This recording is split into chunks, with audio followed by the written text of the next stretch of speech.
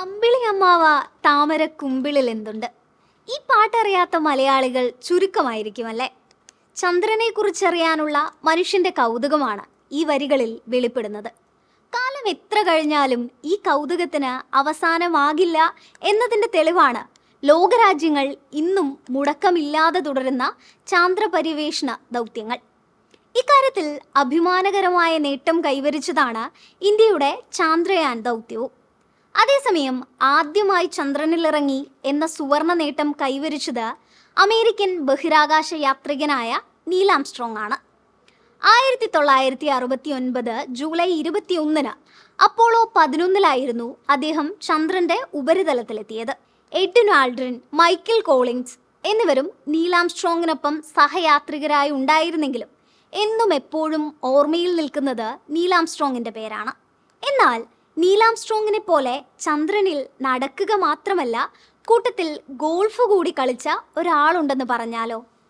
തള്ളാണ് എന്ന് തോന്നാമെങ്കിലും സംഗതി സത്യമാണ്. ഭൂമിയിലെ കളി പോരാതെ അങ്ങ് ചന്ദ്രനിൽ പോയി ഗോൾഫ് കളിച്ച ഒരാളുണ്ട്. അമേരിക്കയുടെ ബഹിരാകാശ ഏജൻസിയായ നാസയുടെ യാത്രികൻ അലൻ ഷെപ്പാർഡാണ് ഇത്തരത്തിൽ അമ്പിളിമാവന്റെ മണ്ണിൽ പോയി ഗോൾഫ് കളിച്ചത്. 1971 ഫെബ്രുവരി 6 ചന്ദ്രനിലിറങ്ങിയ അപ്പോളോ 14 കമാൻഡറായിരുന്നു അലൻ ഷെപ്പാർഡ്. ചന്ദ്രനിലിറങ്ങി നടക്കുന്ന 5ാമത്തെ വ്യക്തി എന്ന നേട്ടവും അലന് സ്വന്തമാണ്. ഗോൾഫ് കളിയിൽ തൽപരനായ ഷെപ്പാർഡ് ചന്ദ്രനിൽ ഗോൾഫ് കളിക്കാനുള്ള ആഗ്രഹം പ്രകടിപ്പിച്ചപ്പോൾ ദൗത്യത്തിന്റെ ഡയറക്ടറായ ബോബ് ഗിൽറൂത്ത് ആദ്യം ഇതിന് സമ്മതിച്ചില്ല. ബഹിരാകാശ പര്യവേഷണത്തിന്റെ ചിലവും അപ്പോളോ 13 പരാജയവുമൊക്കെ ആയിരുന്നു ഗിൽറൂത്തിനെ ഇതിൽ നിന്ന് പിന്നോട്ട് നയിച്ചതിന്റെ കാരണം. എന്നാൽ ഷെപ്പാർഡിന്റെ നിർബന്ധം കൂടിയതോടെ ഗിൽറൂത്ത് സമ്മതം നൽകി. ദൗത്യത്തിൽ എന്തെങ്കിലും തെറ്റ് സംഭവിച്ചാൽ ഗോൾഫ് കളിക്കില്ലെന്ന് അദ്ദേഹം വാഗ്ദാനം നൽകി. തുടർന്ന് എല്ലാ ജോലികളും വിജയകരമായി പൂർത്തിയാകുന്നതുവരെ അദ്ദേഹം കാത്തിരുന്നു.